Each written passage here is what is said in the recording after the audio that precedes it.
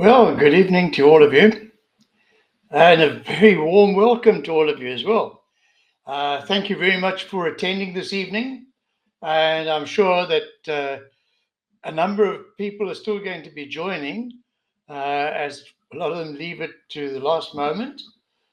But nevertheless, I hope you're going to have a wonderful evening with us this evening, and you'll really enjoy it and enjoy the presentation. Color is such a wonderful thing. But just a little admin just before we start, so we don't take up webinar time.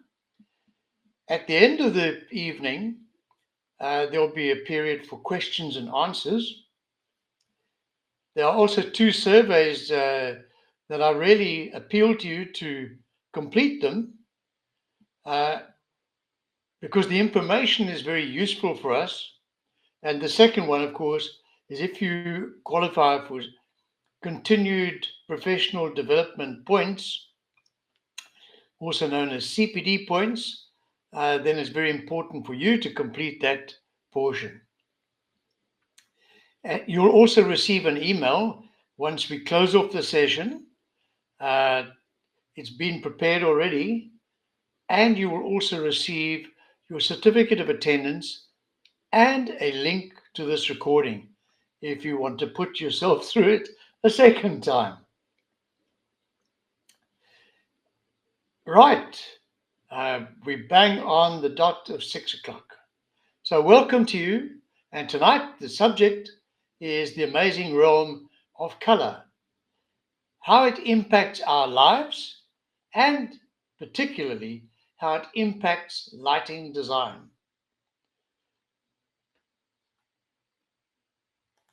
So as we proceed,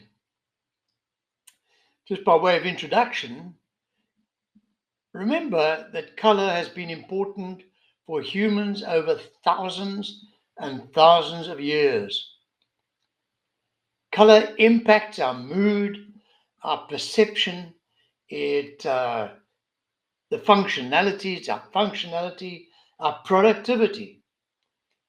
Color inspires us, and very often we're then able to be more productive. And the interpretation of color is also so very interesting, but so very important, because we don't want to use the wrong color for a client of a different cultural background. Very important. And you'll come to know that a bit later on in the evening.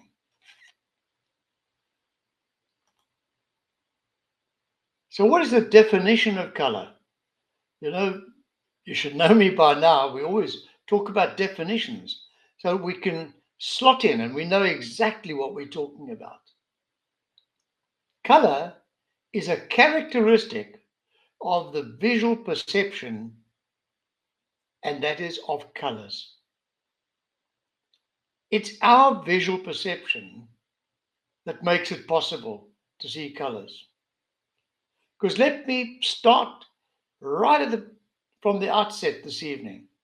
Nothing in this world has color. If we didn't have the ability to perceive color, it would be a very, very boring world for us to look at. So think about that.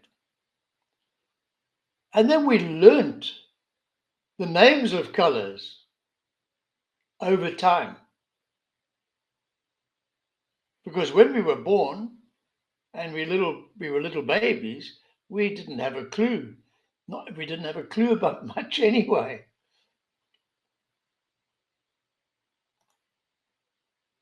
So, how did we learn about color? Well, there's my first book of color.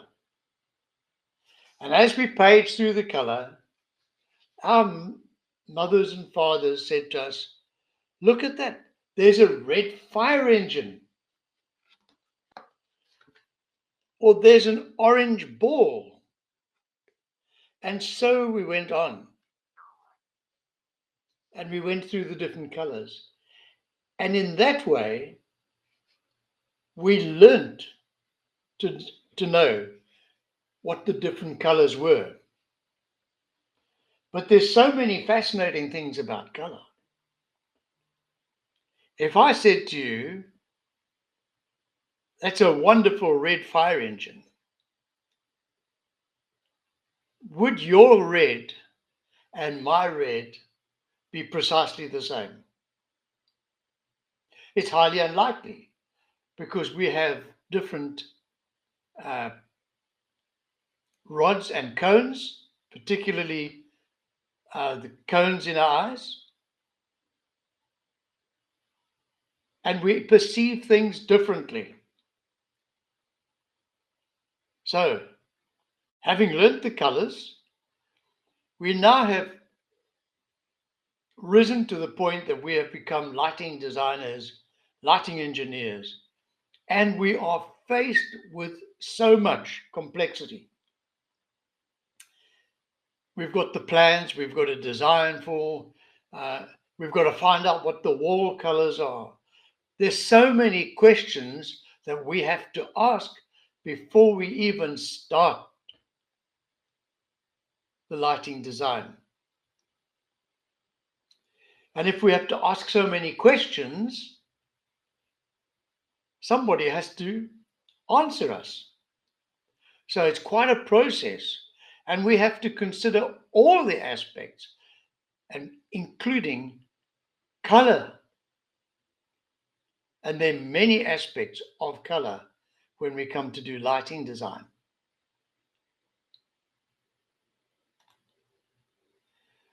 So what influences our color perception?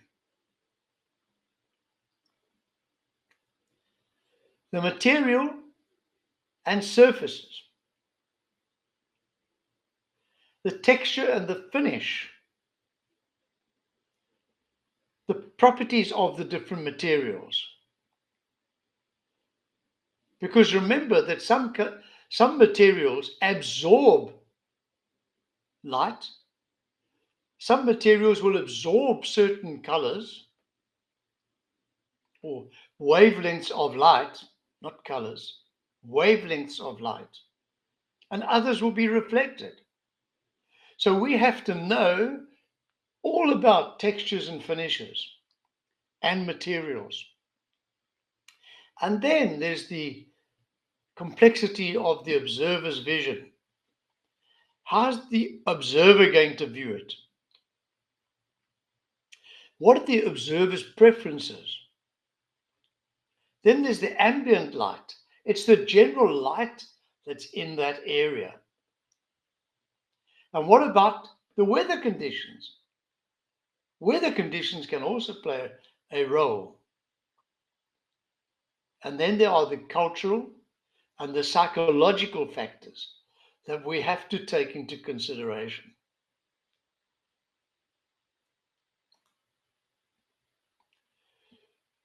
Here's a photograph imagining that the world has there's nothing in the world that has color, fact. But also, if we didn't have the ability to perceive color, and that rose garden, which is in Madrid, in Spain,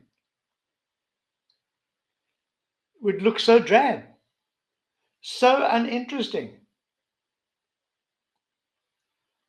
But this is what it in fact looks like in beautiful color. And there are roses from every country in the world. It's a fantastic place to visit. So, the idea that we perceive color is all thanks to this gentleman. Who in about 1643 happened to focus a prism on a beam of light that was coming through a crack in his door. And the light that emerged from that prism came out in a beautiful rainbow of colors. And that man was Sir Isaac Newton. And it's thanks to him that we've become acutely aware of color in our lives. And where does this come from? How do we describe colors? Well, there we have the full electromagnetic spectrum, which goes from radio waves on the one side all the way to gamma rays on the other extreme. And in between, we've got microwave, infrared, ultraviolet, and X-rays. But we have this narrow little band of visible light, which ranges from around about 400 nanometers. That's how light is measured in nanometers. In the violet and the blue at the one end of the scale, up to 700 nanometers, which is on the orange-red end of the scale. It's just before infrared, and on the other side, just before ultraviolet.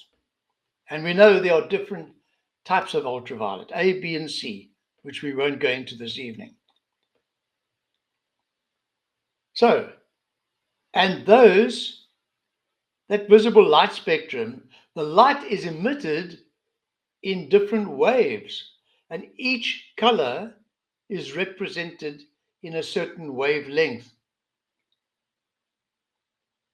So we are able to identify colors by their wavelengths. And our students learn to identify the colors by the wavelengths. And what is a wavelength? If we start talking about wavelengths, the wavelength is shown up here on the screen, if you can see my cursor. You've got long wavelengths, which is down the red end of the scale, getting to very short wavelengths when it comes to blue and the purple shade or lilac. So those are wavelengths. And a wavelength is from the crest of one wave, is measured from the crest of one wave to the crest of the next wave. So that difference is the wavelength. All right. So let's move on. So that's where we start with. So now we know that color is all due to our ability to perceive color because of the amazing organ, the eye, the human eye, which has certain photoreceptors, which we're going to look at in a while, which gives us the ability to perceive color.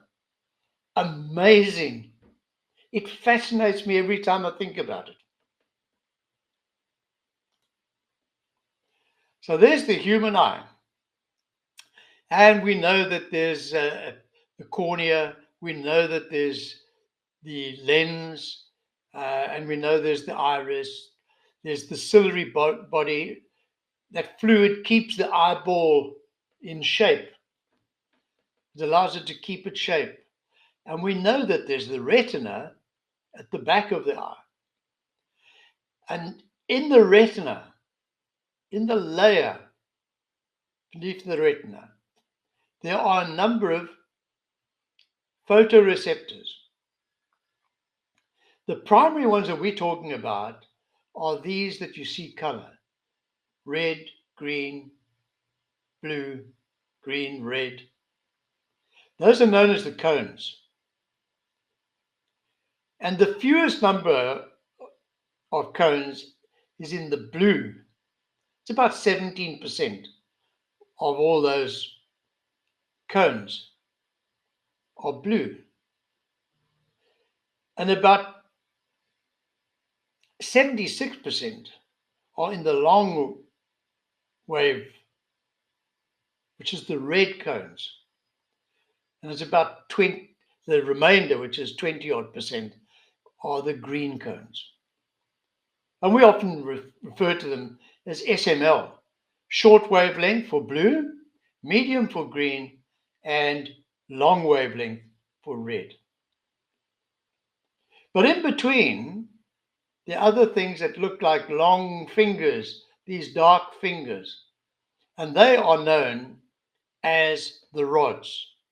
And they give us the ability to see at nighttime. But unfortunately, at nighttime we can't see color. Unless it's illuminated when we're driving around the city at these illuminated billboards now and so on. But otherwise, we don't see color.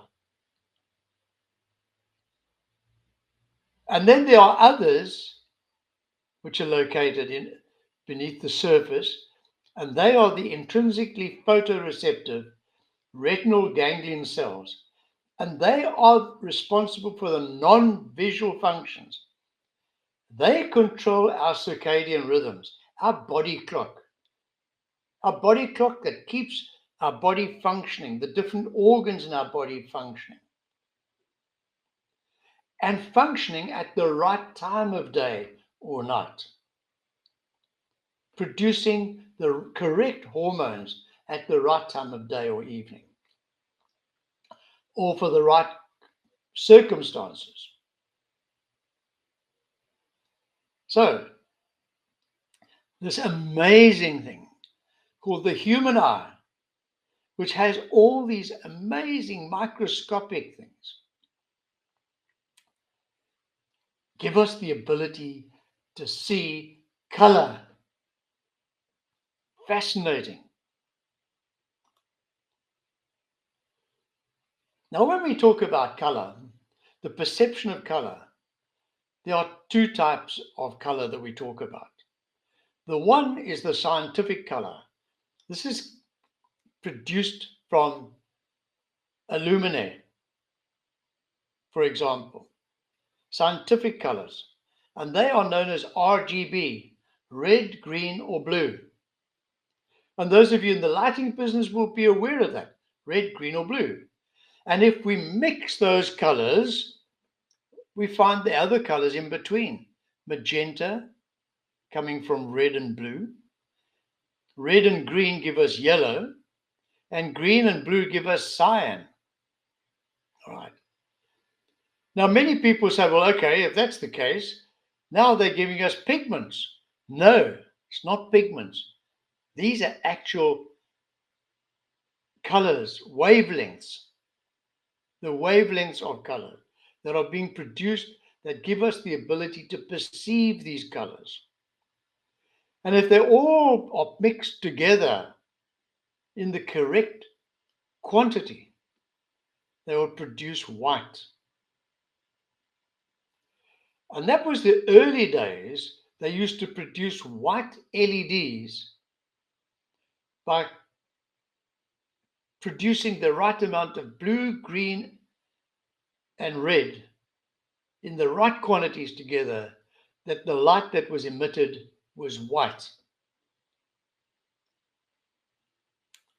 And in the scientific color range, it's known as additive. And when we talk about lighting, and we take one light or luminaire, as we should correctly call it, and we add another luminaire, we don't get twice the amount of light, but one luminaire helps the other one and increases the overall light level by helping each other. And we call that additive light mixing or additive lighting design. And here we have color in the same way. It's called additive. But you should be asking, what about other colors? What about paint? What about the toner for our printers, whether they be laser or inkjet? What about those? Yes, and there they are. But these colors are subtractive. Well, there we go. Just to tease our minds a little bit more, they become subtractive. So if we take away from the blue and the yellow equally, we get a green. Right? This is blue, and blue being the cyan, and that's yellow. And we get a green. If we take away from the red and the yellow, we get an orange. But if we take away from all of them, we'll get black. Now, when your black toner in your printer is running low, your printer, a very smart little device that it is, says, don't worry, we can still carry on and do your printing, but we'll use the colors and together we'll mix them and we'll have black print. When you have paint and you mix tints to the paint to make a different color, you're adding pigments to it. All right, so we've got two types that prompt us to see color. The one is additive, and that's done with light. And the other is pigments, pigments in plants, pigments in the world around us, which are subtractive, and they result in other colors being perceived. So if we start looking at color, color becomes very important in our lives. If we think about advertising, the advertising boffins have worked it out that different colors mean different things to different people. And if you look at this, you'll see the orange color is regarded as being optimistic. There's clarity and warmth. And look at some of the companies that use orange in their logos. And then we have a more sort of orangey color. It's almost a pink. And look at the people who use that. Fanta. And red is excitement, youthful and bold. Kellogg's, Coca-Cola, Virgin, Toyota, Canon, Lay's, Avis. And when you look at the mauve color, there are others that are there, but that's more imaginative and wise. But look at the people who use that. And when it comes to blue, Dell, HP, because why? We trust Dell computers. We trust HP. I'm not sure if we trust Facebook, but anyway, we trust IBM. We trust Volkswagen. Oral-B for our dental care, and so on. And we trust BHA. And then we come to green, which is known as for being peaceful, growth, health. Look at this, John Deere tractors. So apt for agriculture, green. And so we can go on, BP. And then a very calm, neutral, balanced one are the Apples of this world. Mercedes-Benz, Honda, Puma. The yin-yang. So you can see our perception of color influences our purchase, influences advertisers with their products to choose a color because they are perhaps aiming at a particular group of people, young people, excitement and bold and youthful. But not only that, have a look at this. I'm not going to read it out, but you look at those colors, red, yellow, blue, green, and purple, and you'll see that They are perceived and interpreted very differently, in the different continents. If we take red, just a single color, red, in our Western society, it generally refers to danger or love. Think of Valentine's Day on the 14th of February. Passion. If you go to Asia, it represents happiness, joy, celebration. Slightly different. And if we go to the Middle East, it still means danger, but caution, and also evil. So now think about it. Choosing color in your lighting design, if you use the wrong color in the wrong place for the wrong community and cultural preferences, you could be in trouble.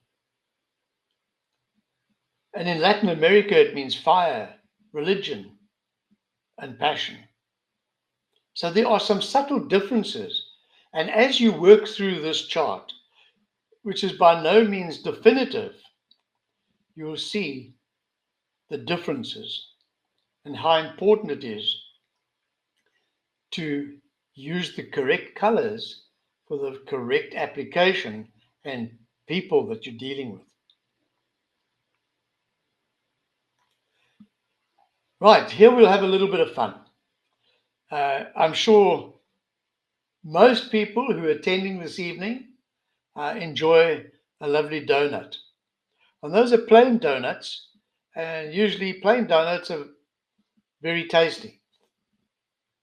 But now I'm going to tease you a little bit more, and I'd like you to think about it and answer the question for yourself.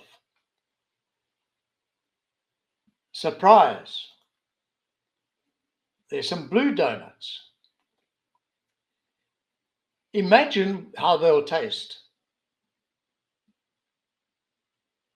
Imagine the taste expectation that you have because they're blue. What taste expectation do you have before you get to eating them? So let's move on to the next one.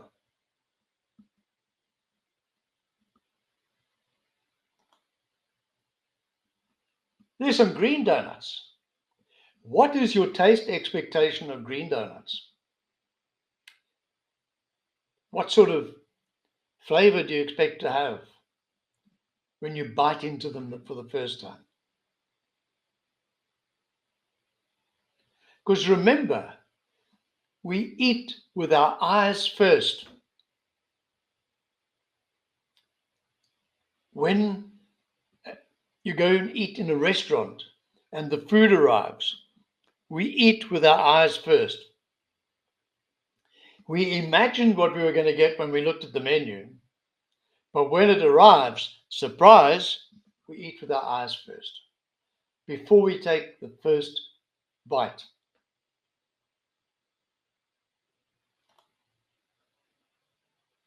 And what would your taste expectation be of those? The pink ones.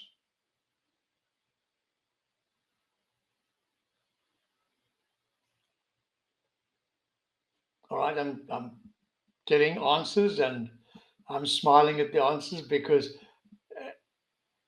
sometimes there are so many different answers. All right, that's just a little bit of fun for you. But just to highlight that you eat with your eyes first and you have a certain taste expectation.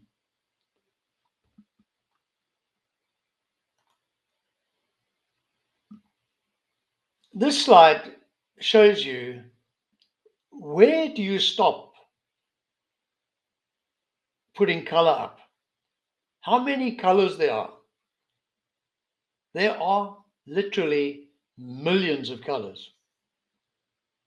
There's no end to color because it's color perception. All right? Color perception. You are determining what colors you're seeing on that slide.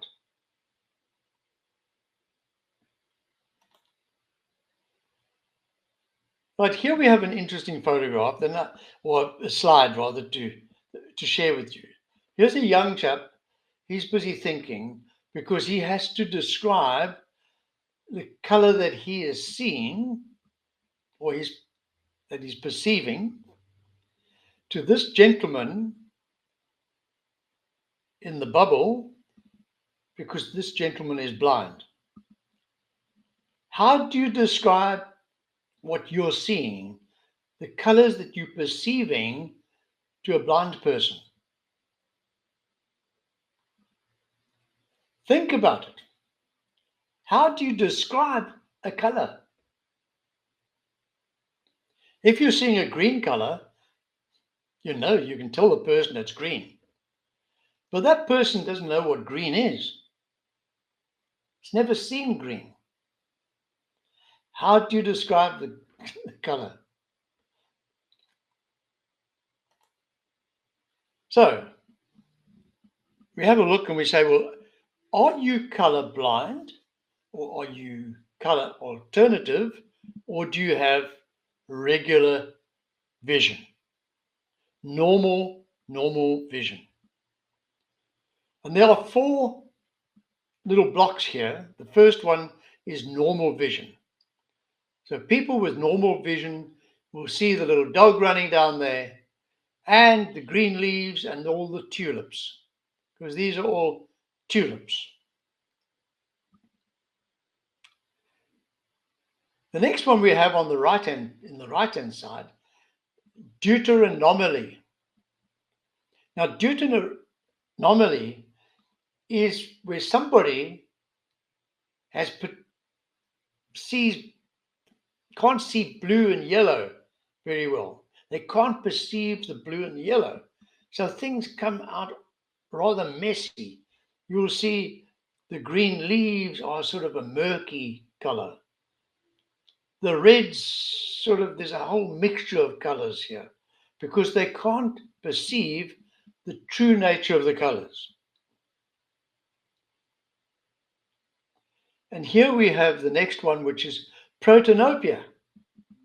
Protanopia is particularly where the people can't see red and green, but particularly on the red side. In other words, the long wavelengths. So all the red flowers are all blue. You see them? And the last one is tritanopia. Tritanopia is where they can't see the greens correctly. And the reds, so the greens are the bigger problem than the reds. So they can see some of the reds, but the greens turn out blue. It's a shade of blue for the greens. And that's referred to as color alternative. But when you go to a place and they want to test you for color blindness, they will give you some cards to have a look at. All right? And you're going to look at those cards and you've got to see numbers or letters on the cards. And that will determine that you've got a color perception problem.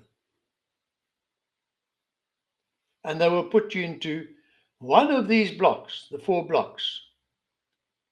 But it doesn't determine easily that you have this condition. Achromatopsia, which is complete color blindness. That all you will see are shades of gray, black, and white. And that is an affliction. That is color blindness.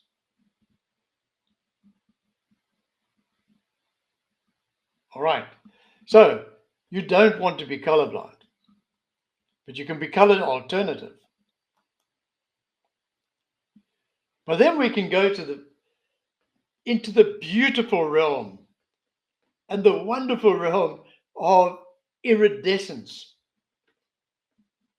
So here is a beautiful peacock with all these feathers fanned out beautifully.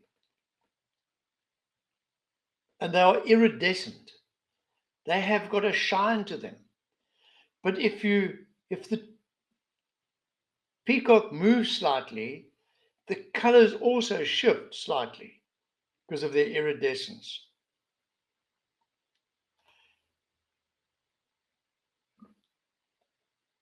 Look at that little hummingbird. Do you know the hummingbird is the only bird in the world that can fly backwards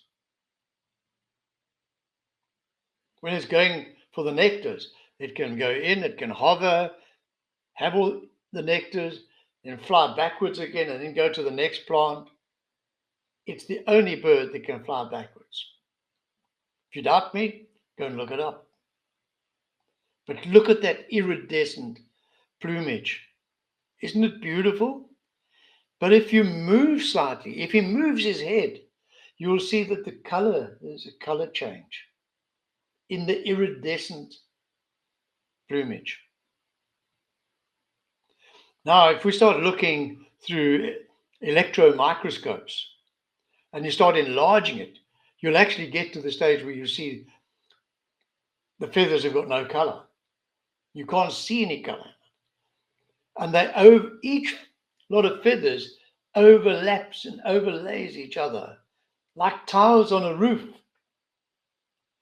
It's absolutely fascinating. And then you look at that beautiful blue butterfly. Look at the iridescent wings. It's absolutely magical. But we can get to the things that a lot of people enjoy. And there's an iridescent sports car. But there's an iridescent Audi. And not this particular Audi, but I saw an Audi one day when I was at Macro doing some shopping. And I was fascinated by it. I was so fascinated that I was an idiot and I forgot to take my phone out and take photographs. Excuse me.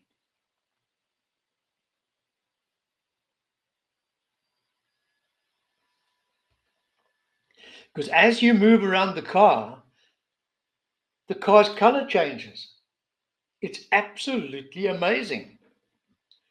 I would hate to have to repair the car if it got a scratch or a bump or anything like that to get that right. But it's absolutely phenomenal. And here we have chickens. The world hungers to eat chicken. All over the world, chicken. And they keep the chickens in there for about 35 to 40 days. And they grow them up to the right size. And then off they go. They get captured and put into special containers, and they're taken away to be slaughtered. But the important thing is, for the chicken to grow, it needs light. Now, it needs light during the day, and as you can see here, the sides drop to get daylight in, so they get natural light. But as the day wears on, the artificial light is then introduced. And when I went to a chicken farm, a very large chicken farm, they had 75,000 birds in each chicken house, and there were 30 chicken houses. There were always about 2 or 3 being rested. But they were keeping the lights on 24/7. And with my visit there, I said to them, it's impossible. You're not going to get maximum growth. If you want to get maximum growth, you need to allow them to eat, but they need to sleep as well. And when they changed the habit and they gave them 7 to 8 hours sleep, the chickens increased their weight in a shorter time. And you know how they start out. They start out as little chickens, and the feeding containers are very low. But as they get bigger, the feeding container and the water is lifted so that the bird doesn't have to bend down. But now it comes to rounding these birds up. And what do? They take away all the light, and in the chicken house, suddenly they turn on the blue lights. Why do they turn on blue lights? The blue lights are more calming for the chickens. And they round the chickens up, and they have a lower mortality rate using the blue light than when they tried just using artificial light. Normal white type artificial light. All right. And once they round it up, they put it into the trucks and they go to the abattoir. When they offload it at the abattoir, they offload it and it's blue light once again. And the next thing the chicken knows, it's connected to a conveyor by its claws. And that's the end of the story. So, even for the humble chicken, light plays a very important role. But the color of the light that we use for the chicken's perception,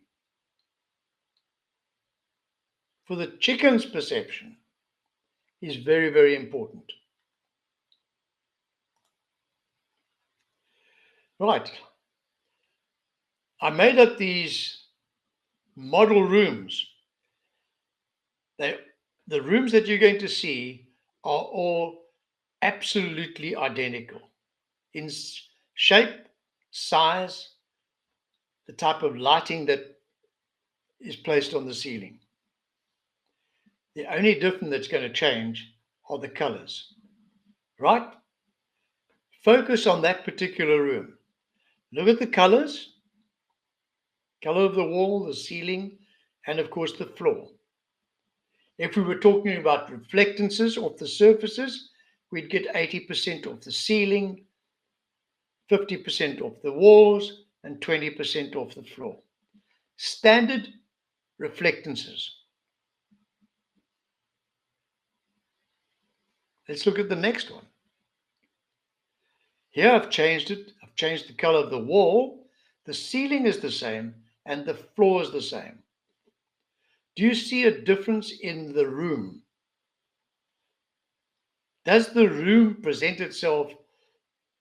Does it look different? And if it does look different, how different is it?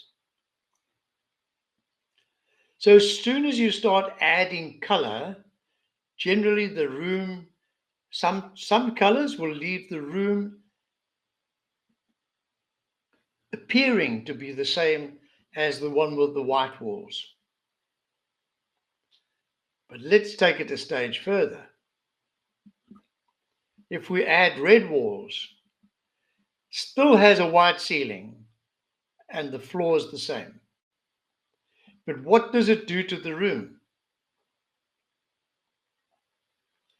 Now, if you're being observant and you're looking at that, you would see that that room, all of a sudden, the ceiling looks lower and the room looks smaller.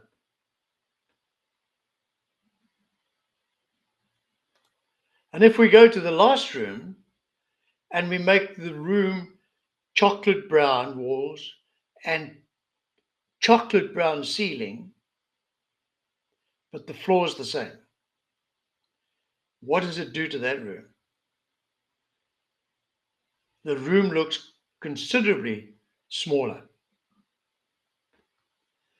And if you don't believe me, there you have the comparison. And take a look at it. Those rooms are all identical. All that I did is I saved each image and changed the colors. All right. So the lesson that comes from that is color plays such an important role in the way a room is decorated, but also the way that the lighting in the room is going to respond and how it's going to light that space. All right, very important. And you can see that's vibrant. The colors are vibrant. So they excite us. They get us in the mood, flamenco, etc. All of a sudden we get excited, emotionally charged, and you start clapping like they do.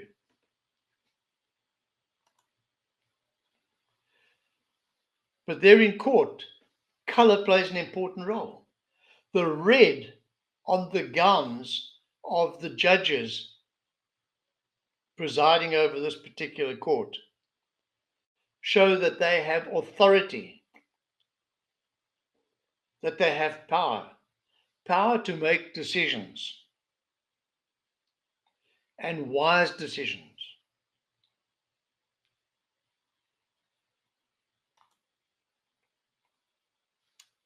If you look at that one, somebody with a yellow oil skin against a yellow background, and all of a sudden they almost disappear.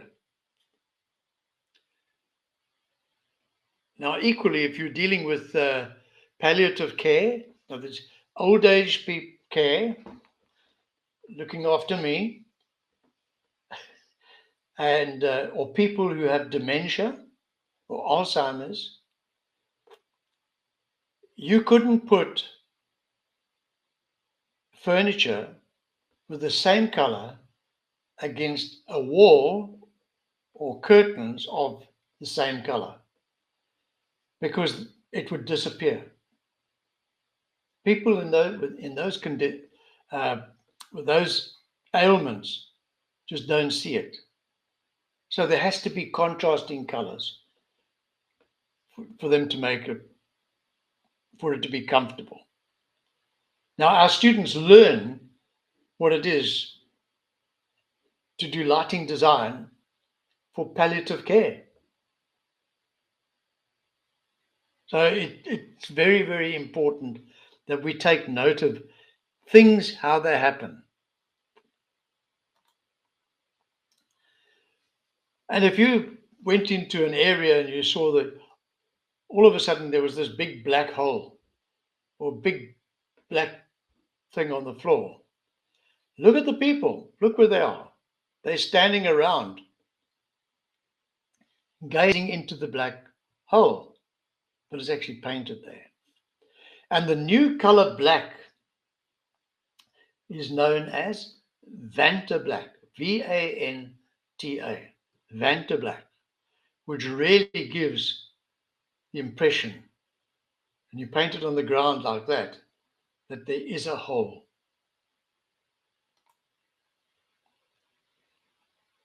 Right, and here's another interesting thing for you. A lovely redhead, yeah? Well, let me tell you, if she needed an anesthetic, she will need 20% more anesthesia than any other person with other color hair. That's just something I'll throw in there of interest for you. So,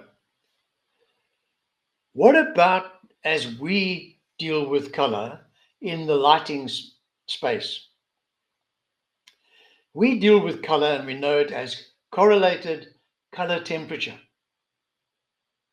What is it? And in simple terms, it's the measure of the color characteristics of a light source, any light source, expressed in degrees Kelvin, which is a temperature. The color temperature measured in Kelvin, or the letter K, indicating if it is more yellow, or orange, or more blue. And we'll look at that in a moment. Correlated color temperature also describes as cool white has more blue, in other words, above 5,000 Kelvin.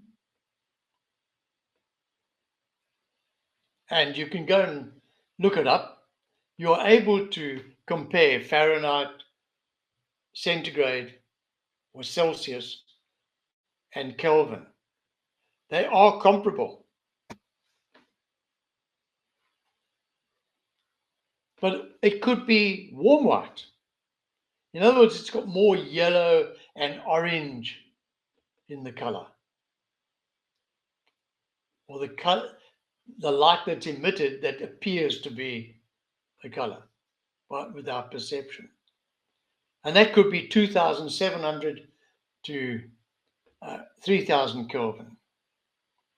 In one instance in Mexico, right on a beach on the Pacific coast, they produced a light that was 2,200 Kelvin because the restaurant wanted the lighting to have the effect of the sunset setting, the sun setting over the Pacific. So you can do all sorts with light or light sources. So how do we define it? So here is a visual or graphic showing you how you perceive it. Here in this sort of edge, you've got 1,000 Kelvin for a candle, for candlelight. And then starting at 1,000, there's the color emitted by a candle. And you're all familiar with candles. And then going from 2,000 to 3,000 to 4,000, 5,000, 6,000, 7,000, then 8, 9. And as you're going up the scale, you'll see the light's getting whiter and whiter and whiter and bluer and whiter and bluer and blue until it gets very blue at around 10,000. So the light emitted by this that we see when we look up at the sky, the blue sky, that's round about 10,000 Kelvin, and it's blue. That's a lot of blue light. And we're energized by that light. That's natural light. So you now have an idea how the light is produced by a light source and the color, how it is described. So this would be cool white at 6,000 Kelvin, daylight at 5,000, natural white at 4,000, and then typically household, they call these light bulbs, but it's warm white would be 3,000 Kelvin. Right. Now, how do we determine that? The light source is tested in a big round sphere. A sphere is a ball, but it's a steel ball. And they tested inside that. It's called an integrating sphere. And it's connected to a really fancy computer system. And it measures the way the light responds or produces light and is measured against these different Pascals. There are 15 of them, and you can see all of the colors here, right up to 15, which is a crimson color. Now that light will produce it, and they will measure it. And when they measure that, they will tell you that it has a certain color rendering index. If it has a color rendering index of 100, then it is perfect light. We can see the apple perfectly. We can see the green little leaf on the little part where it was connected to the tree. And as it comes down, the apple becomes less perfect. And it's a CRI, a color rendering index of 70%. You're not seeing the true beauty of that apple. All right. So the higher the color rendering index, the better the light or the color will be rendered. And similarly here, we have a low color rendering index here on these strawberries, and it's sort of murky colors. You probably wouldn't buy a pallet of those or punnet of those strawberries. But these have a vibrancy, and they look tasty. And that's 90 plus color rendering index. Right, but we go back to the pastels. But when you do the test, it will come out and will tell you what percentage it gets for that, for each of these colors, all the way through. And it will measure these, and this is known as the color quality index. The measurement that they give in a test report on these is known as the color quality index. It cannot be measured any other way except in the integrating sphere.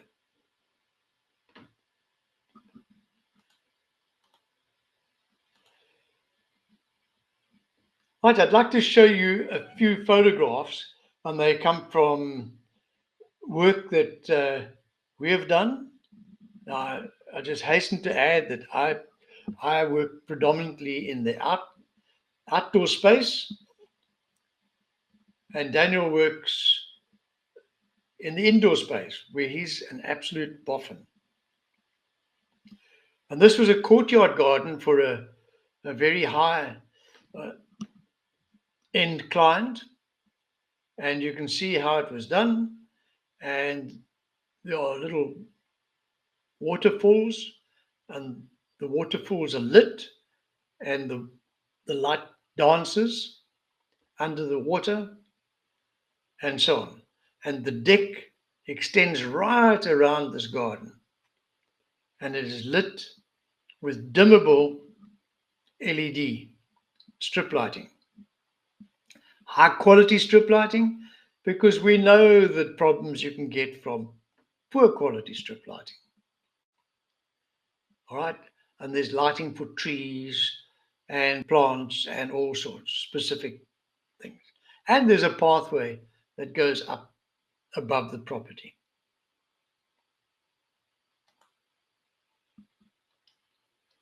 There's one of the projects that Daniel completed for a mobile cellular shop. And you can see how light can be used to create interest, to make it different, that it stands out from the run-of-the-mill mobile shops or cellular shops. And that's a residential property. We did along the garden route. It's a beautiful home on 3 levels, and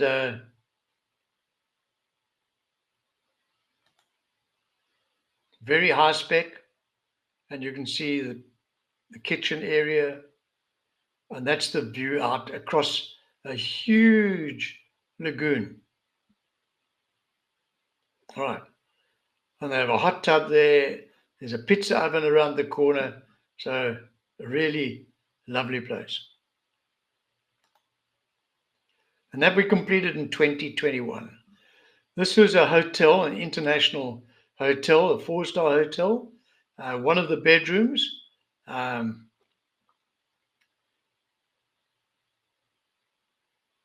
very energy efficient because the whole hotel is green. It's the greenest hotel in South Africa at the Cape Town International Airport. And this was completed in 2013. And that's a plant wall with grow lights. And very interestingly, this is with grow lights. They keep having to trim it and cut it and so on because it grows so prolifically. And on the other side, there's a similar plant wall, but it relies on the natural light, and they're forever replanting on that wall because it's not illuminated with grow lights. And there's a stadium, a cricket stadium. It's high level. We've got excellent results. We get around about 4,000 lux on the cricket pitch itself, which is in the center of the field. And then, of course, you have the gradient that comes out to the boundary. And Supersport regard this as the best lit cricket stadium in South Africa because it has the right gradient and they don't have to adjust their shutter, their lens all the time to follow the ball from the pitch to the boundary.